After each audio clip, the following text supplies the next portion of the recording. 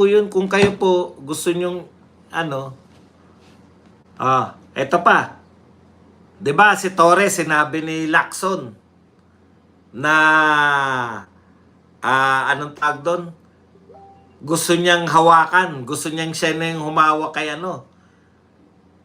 Gusto niya siya na yung humawak dito kay Bernardo. O bakit hindi niyo po ini-interview si ano? Si Torre para alamin bakit niyo gustong hawakan si Bernardo. Bakit ang focus ninyo dito lang kay Libiste tsaka kay Barsaga?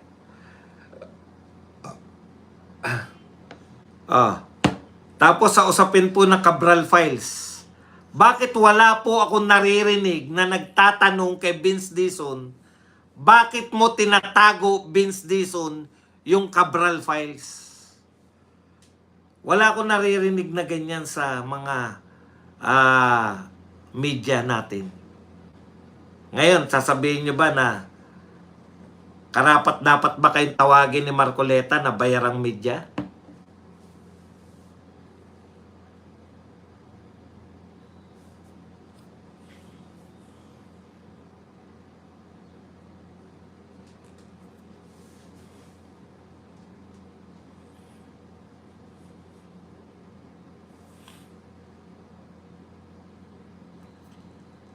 Okay, eto naman po, si Vince Dizon naman po,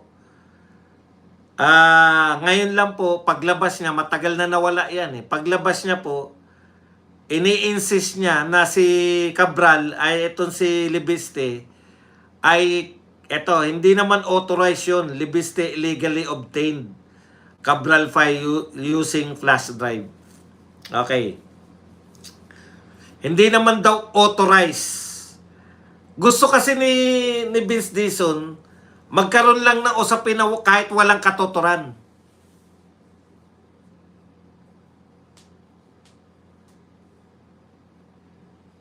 No? Kahit wala pong katuturan,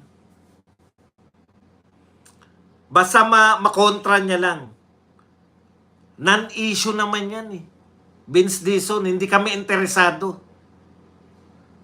Kasi magtatalo ba kayo? Ito ba ay legally or illegal na pagkuha? Demanda mo na lang. Ang arte mo. Ang arte mo po. Ang daming problema ng DPWH.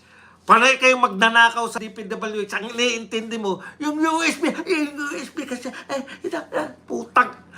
USB yung pinoproblema mo kung yung illegally acquired o legally acquired.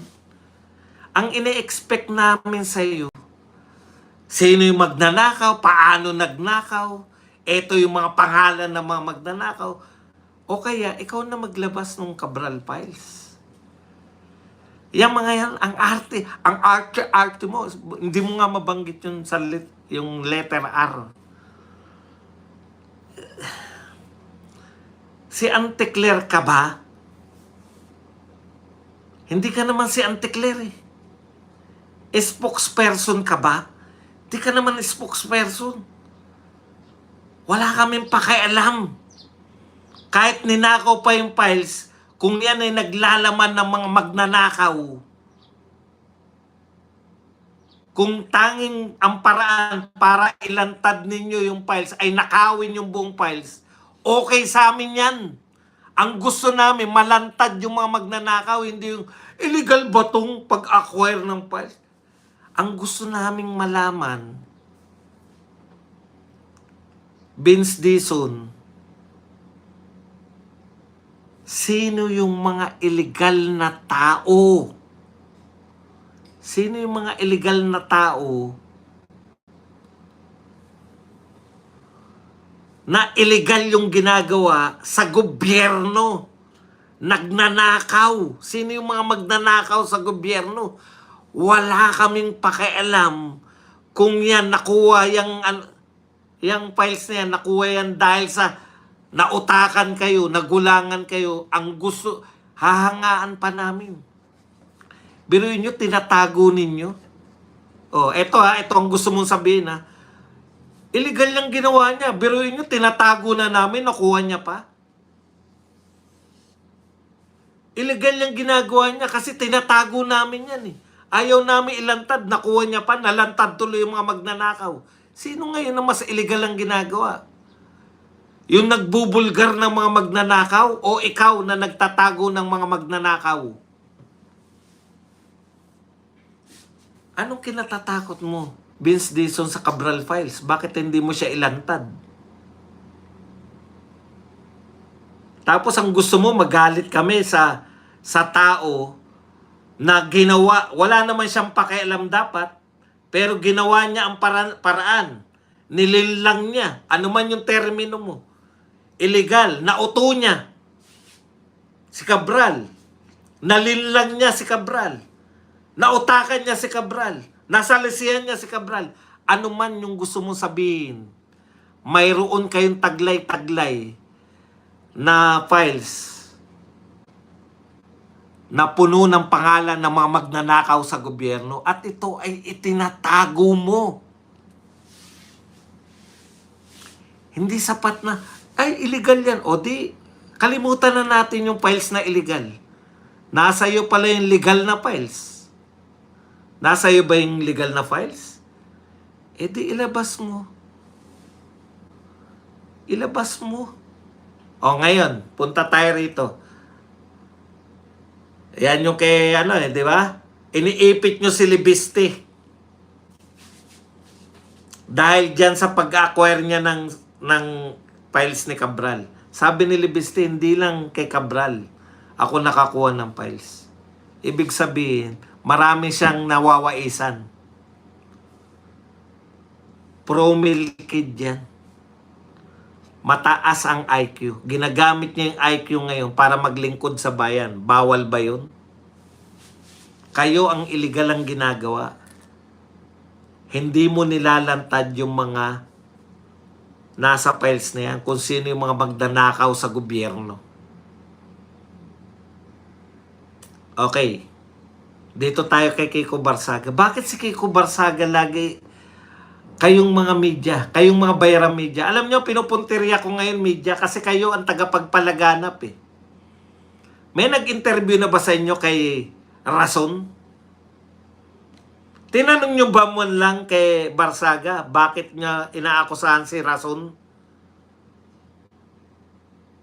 Bakit niya inaakusahan si Rason na mastermind ng pagnanakaw? Bakit hindi niyo imbestigahan si Rason? Tinuro siyang mastermind, no? Bakit hindi sumentro kay Rason?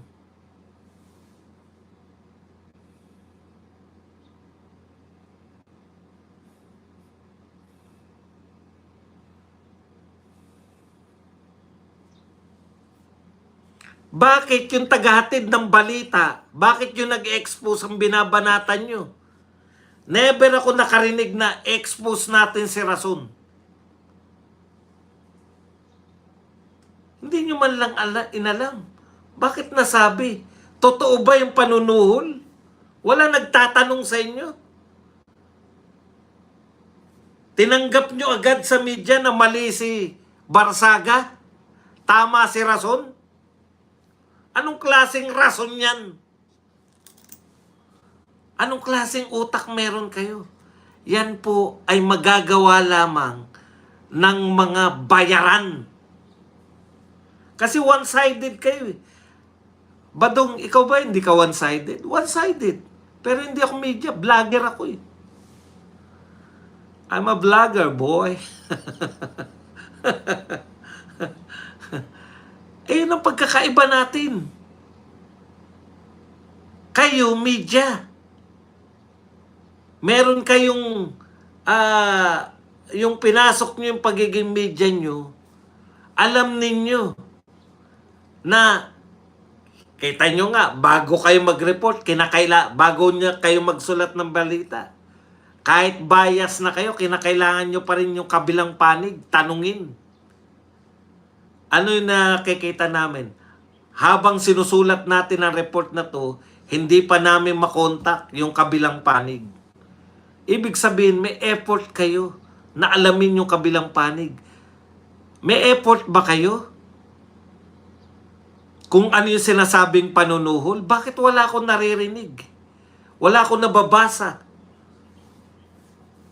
Wala akong napapanood na kayo ay ibinulgar nyo kung ano naman yung sinasabing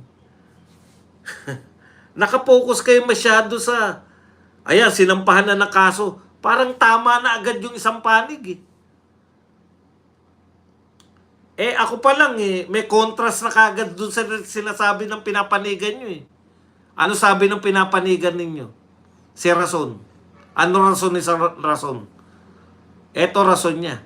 Ayan. Dapat hindi na pinapatulan yan. Yung hindi pumatol, nagdemanda. Sa salita mong hindi dapat pinapatulan si Kiko Barsaga, bakit mo dinimanda? Hindi pala dapat patulan. Hindi ba kontras yun? Dun palang kontras na yun Dapat daw hindi na pinapatulan yan dahil may saltik. Bakit mo pinatulan? Tapos sasabihin nyo na lahat ng sabihin yan tama. Ngayon ko lang narinig yan. Dapat daw hindi na patulan. Biglang dinimanda. Hindi ba pagpatol yung demanda? Masyado kasi kayong silaw sa silaw Hindi man kayo nabayaran, nasisilaw kayo.